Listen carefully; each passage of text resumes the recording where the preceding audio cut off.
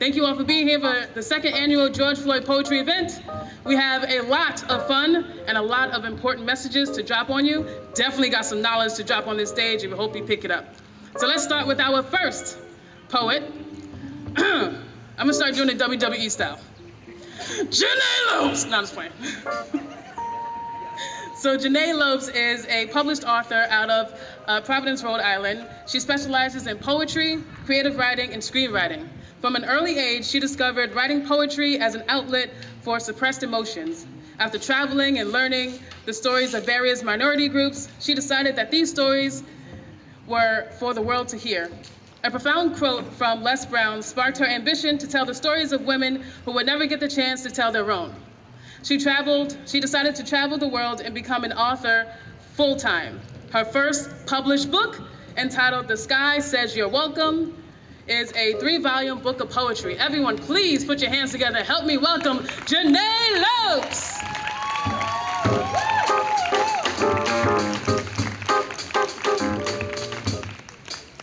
Thank you so much. Thank you for having me here today. I'm so excited to be here and perform for you guys.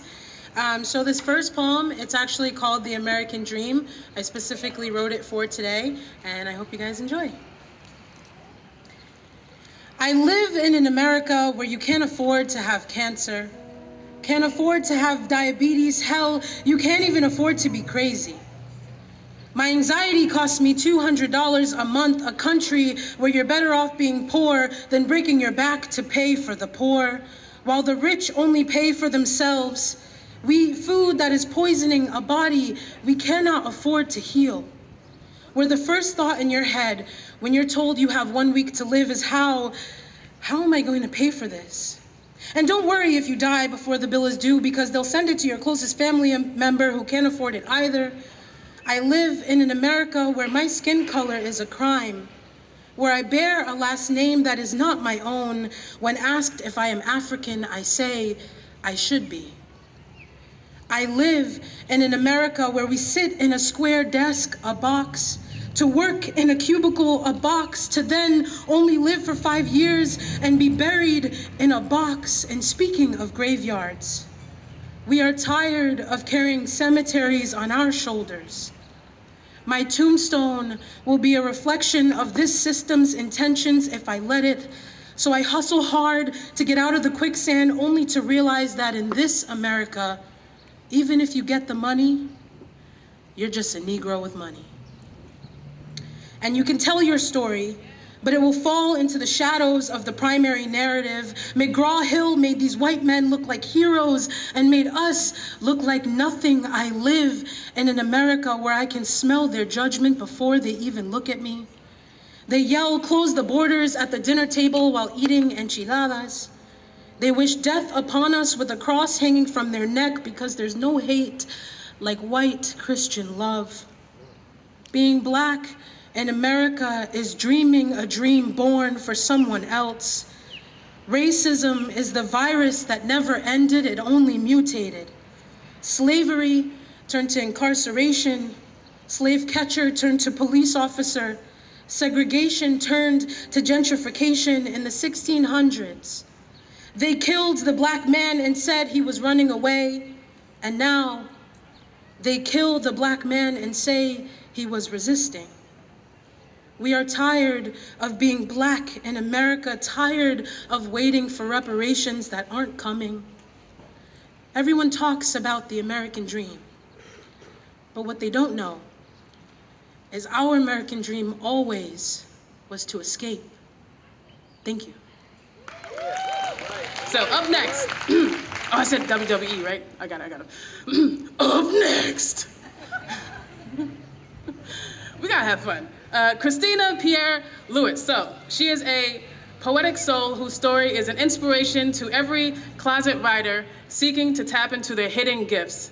Christina found her love for spoken word and the stage through a tragedy when she lost a good friend of hers in a car accident in 2012. After writing a tribute poem to her heavenly bound friend, her touching expression of vivid imagery became an instant crowd favorite. And by popular demand, her poetry grew a life of its own. So everyone, please welcome Christina.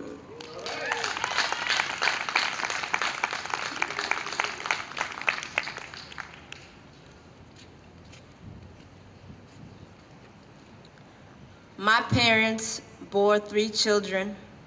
I am the middle child, their only daughter. I stand in between my brothers. They are like 2 twin towers, except one's older, one's younger, one's light-skinned, the other is brown-skinned, but their skin shade shouldn't matter, right? They are 2 of the nicest guys you'll ever meet, with 2 of the biggest smiles you ever greet. We have the same blood running through our veins, the same amount of Haiti dancing in our hearts, but sometimes I fear their lives will be cut short. Like Oscar Grant, who won't be granted any more time on this earth, won't ever see his little princess to grow up to be a queen.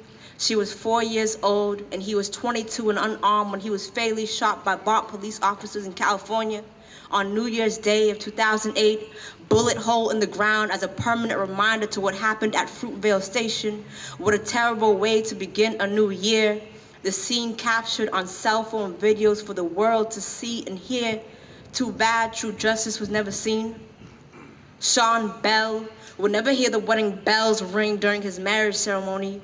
Killed on the early morning of his wedding day by NYPD officers who shot at his vehicle more than 50 times. That's 50 bullets. That's 50 reasons why we can't ever stop fighting for justice.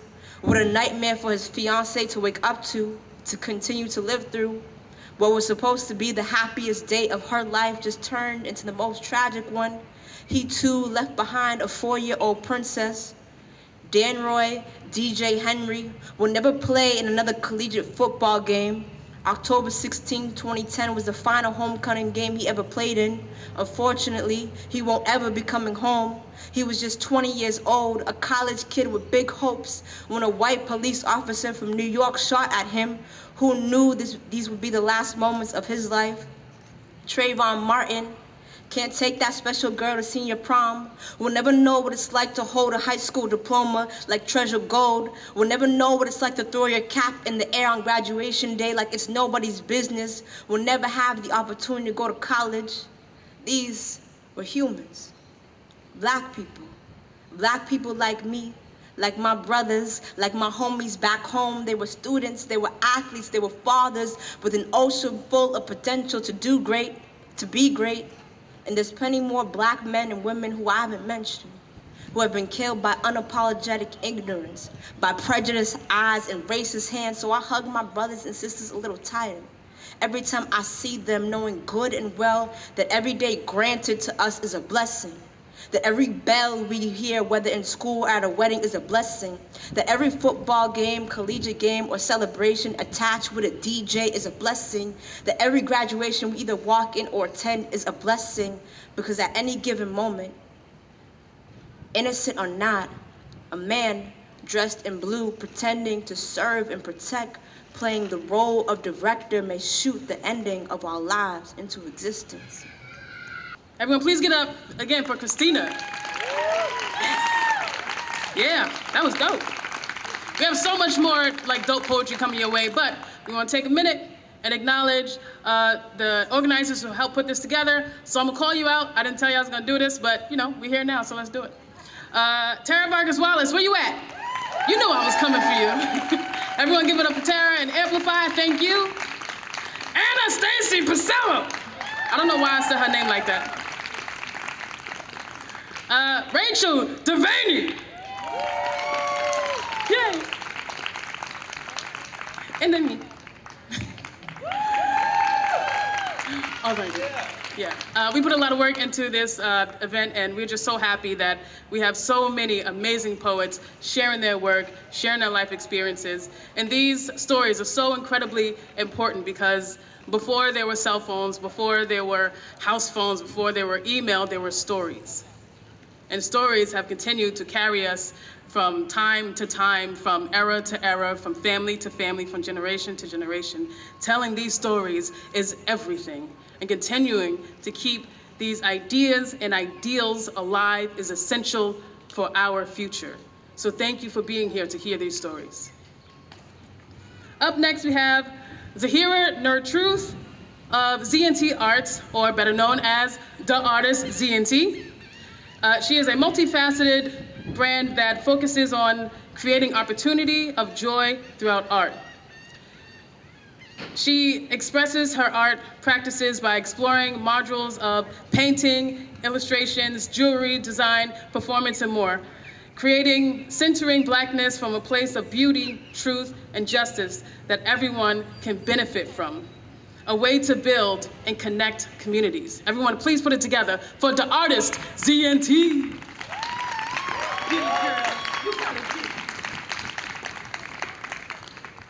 Hey y'all, I'm gonna do 2 poems for you. And this first one, let me adjust this a little bit, is The Ancestors Know.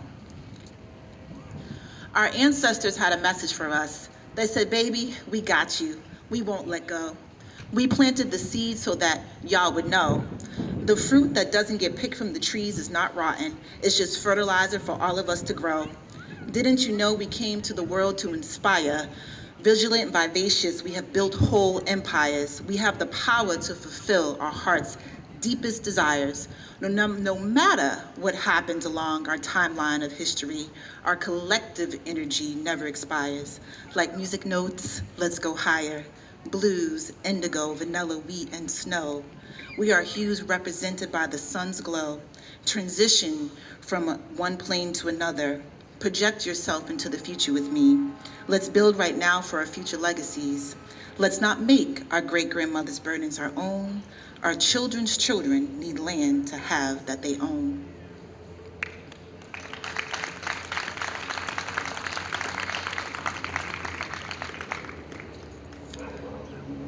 This one I actually wrote a while ago, and I was really excited when I was invited here, so thank you, because I was like, I got something for this. I already got it. So here it is. There's a saying, I come in peace or I can leave you in pieces. This is more than just about the demise of George Floyd. This is about the foundation that was built on the backs of Black oppression. When you think of all the societal ills that compromise the Black community, it's direct correlation to white supremacy. This is about being a Black person in America, and there's still a KKK. This is about Black lives only mattering when our coins are feeding into a system that love our money and not our culture, because sometimes people hate us. I have been told to go back to Africa, and damn near 3 decades later, I keep hearing the same shit on the internet. They looted us from our land, looted us from our language, looted us from our culture. They even looted us from our religion, looted us from our great-grandmother's wombs, looted us from connecting to our kin. They looted us from our knowledge and looted us our artifacts and riches. This is why Billy sang about flesh hanging from southern trees. This is why Mamie Till had Emmett's casket open. This is because we never afforded 40 acres and a mule. This is because white is seen as all right and Black is not. The balance between Black word and white word is unbalanced, and guilt is often assumed in Blackness. This is because Becky and Karen and them can call the police as their personal protectors.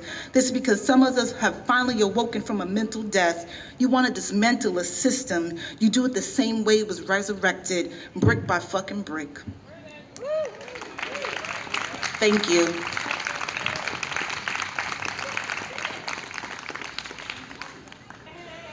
So up next is Art Collins. So Art is a Boston native and a restorative practices coach in Boston Public Schools. He is a performative poet who has competed on 6 Lizard Lounge National Poetry Slam teams. He is a graduate of Clark Atlanta University and New Hampshire College Graduate School of Business. Art creates socially conscious poetry that informs as well as entertains his listeners. And let me tell you, you are in for a treat. Everyone, please welcome Art Collins.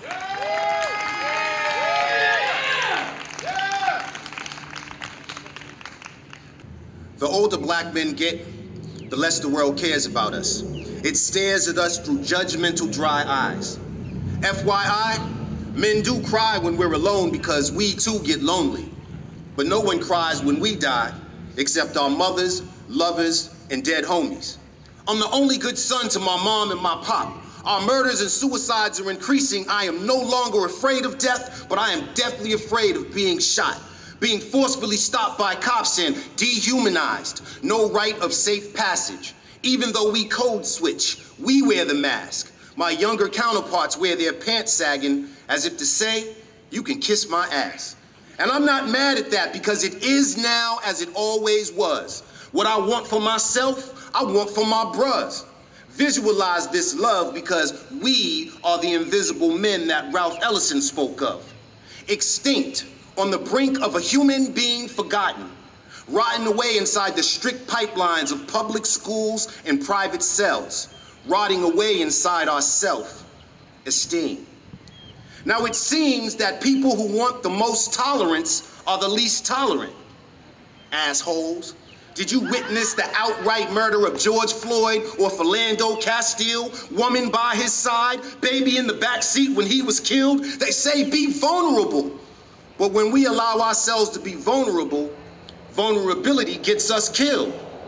I should warn you that I am armed with intelligence. 49 years of qualitative research, data collection, and documented evidence. I wanted the results to be more joyful and happy.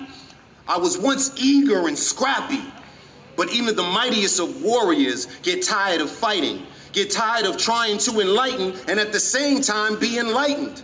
We are the sons of light, Allah's reflection, a solar kufakiri, caught inside the blind sight of the world's animosity.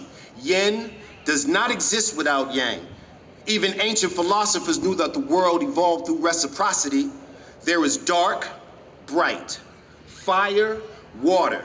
I am a paradox, speaking candidly and honestly, because honesty is a characteristic that has become mystical. One day, the guilt will consume the very same poetry venues that were meant to bind us, remind us that our words become legacies and should remain timeless. But death is where you find us, amongst our fallen brethren. We don't die, we simply ascend to the higher heights of heaven. From boys to men to deity. Visualize this love. We are the invisible men that Ralph Ellison spoke of. From cotton pickers, slaves, to sharecroppers, inventors, judges, teachers, and doctors, refusing to be forgotten.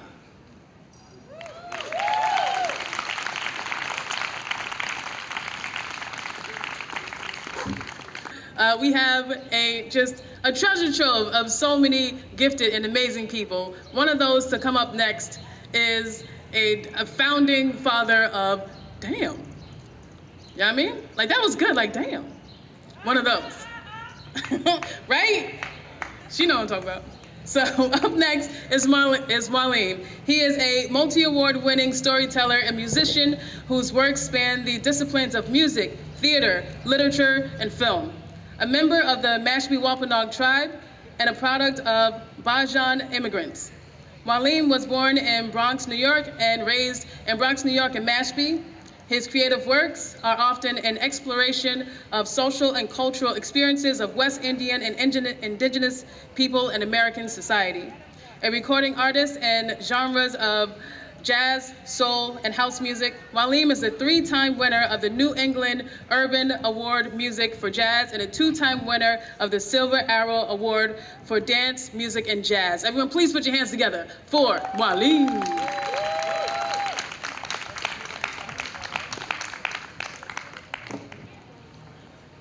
Afternoon, everybody. All right.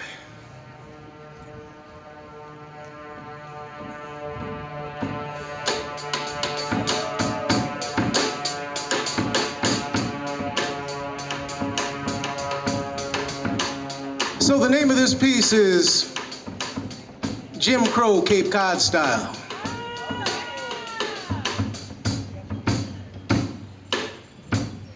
Get on Route 6 all the way at the top of Provincetown. You can enjoy the ride till you get to Wellfleet. Because once you cross that town line, you have an escort all the way through. How do I know? Because I used to gig in Provincetown and drive through Wellfleet. After a while, I got to know which cop was which. Jim Crow, Cape Cod style. When I have to give my son the exact same advice that my father gave me, boys, stay out of Sandwich. Cape Cod. Jim Crow, Cape Cod style. When you own a business in Buzzards Bay, you often work late at night. And when you have to plan your route home to Mashpee based on the least number of cars, Jim Crow, Cape Cod style. See, once upon a time, we had our own because we had to build our own because we were left alone. The invisible people. Shout out to Joe's Twin Villa. Shout out to Joe Peace. Shout out to Zach's. Shout out to the Wigwam. Shout out to the plantation, the places that we had as our own venues once upon a time. Because when you're invisible, you have your own. But then, invisibility became erased. You see, what happens is, all of a sudden, what was once a quaint tourist place becomes a retirement community. And a different kind of mentality starts to come to the land.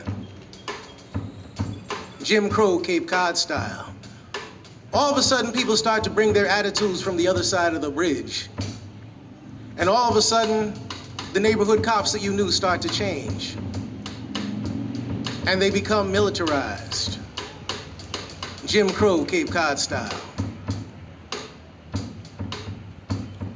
We could even start with Hyannis. Ever deal with an event here? Jim Crow, Cape Cod style. Ever play the Open Street Festival as an all-black band? Jim Crow, Cape Cod style. How do I know? One time they put us in front of the police station and we had no electricity. And the cop who was there told us he didn't know how to turn it on, then came back and harassed us about not packing up quickly enough. Jim Crow, Cape Cod style. When new people move into the house next to you and call the police when you come home late. Jim Crow, Cape Cod style. Starting to feel uncomfortable? Starting to feel a little harassed? Starting to feel hit in the head? Welcome to the experience of Jim Crow, Cape Cod style.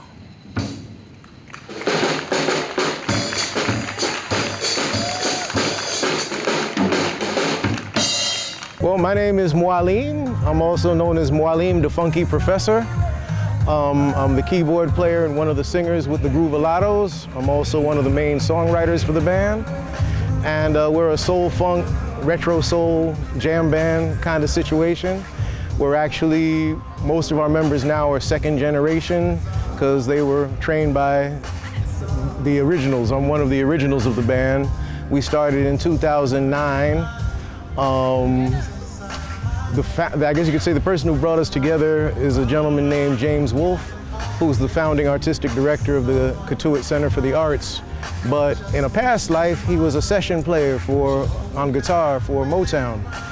And when he came to the Cape, wanted to play with some soul funk players, so he found me, he found a drummer named Eddie Ray Johnson, and we started jamming together. James had to leave because of arthritis, but then Eddie Ray and I kept the band going. Back in 2017, we dropped an album called Ask Your Mama that got 4 Grammy nominations, and then the next year got 2 more Grammy nominations in pop, R&B, and rock. And unfortunately, we lost Eddie Ray Johnson in June of 2020. And so we kept the band going. We're right now housed I have a recording studio called Polyphonic Studios in Buzzards Bay. And we're basically the session band and the house producers for that. We've been working with a lot of labels and independent artists. And we cultivated a sound called Thumpin' Soul. Thumpin' Soul is a conglomerate of the various musics coming out of the African American musical experience and basically reclaiming some forms that in history have been removed and sort of, excuse the expression, whitewashed, where rock comes out of the black experience just as much as funk and hip hop do. So Thumpin' Soul is just saying it's all out of the Thumpin' Soul experience. But yeah, so we're here. This is our second year with the Away with Words, where we're being the band. And ZYG 808, aside from being our drummer, is also the DJ for the event. So that's the music that you're hearing in the background right now. And Away with Words is just a very worthwhile kind of event in recognition. Originally, it was, sort of the enough is enough effect that happened with the murder of George Floyd last year, but recognizing, as you can see from the last couple of years, this kind of thing still continues, this kind of thing still happens. Now we have the issues with Buffalo and mass shootings and the threat of mass shootings and the fear of mass shootings. It's actually a very brave thing to be at an event like this right now, because this is the kind of event that attracts people like that. So, you know, all situations that we have to deal with.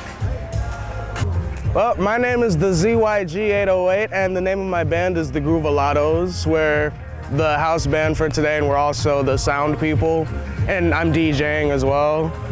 We make funk, soul, R&B, you know, regular blues, punk rock, a little bit of Afrobeat too. And, you know, a lot of our music, you know, talks about like, you know, just, it's, you know, good vibe music, and spreading the good vibes is what we're all about, you know, as a band and, you know, as a family in general. We actually started from a jam session in like 2009 when I was like 6. And my dad actually is the leader of the band, and it's a funny thing, every band that he's in, he ends up becoming the leader of just by default. I guess, you know, that's the just conductor leader in him, you know. And basically, the founding drummer, Eddie Ray Johnson, taught me everything I know about playing the drums. You know, I started studying with him formally when I was 10 years old. And basically, for a little while, he and I were both kind of just switching off as drummer, and then for a little while also, he would play drums and I would also have a little like percussion set that I would play. Then in June of 2020, he actually passed away, sadly, so I ended up just becoming the drummer. And then there's a whole bunch of us in the band as well. There's 3 of us on today. It's me, Mualim, our leader, and Chuck, our bass player / engineer / guitarist / he sings too, actually. It's a little known fact. Yeah, that's how we came together. You can say what you want, but just like hip-hop, I was born in the Bronx.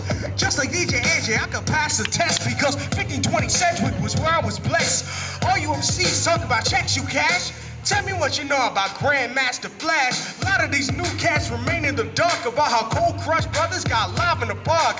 Shout outs to the OGs who put in mad work, mad love and respect to my elder Cool Herc. Creole was the first to say yes, y'all. The day before Curtis Blow was fresh, y'all. Been bumping Rakim since I was small, and mad love to the pioneers. Grand Wizard Theodore invented the scratch, and MC Whippoorwill had the lyrics to match. Little did they know a new culture would hatch, and mad love to the pioneers.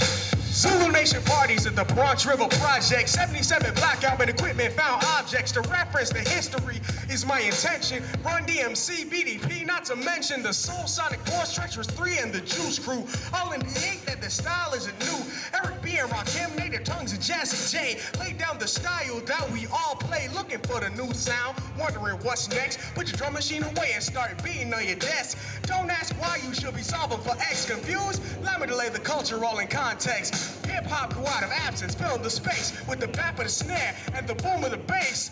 You don't know the history, but think you're gonna flip it. You're mad whack on the mic, but you swear that you rich. Creole was the first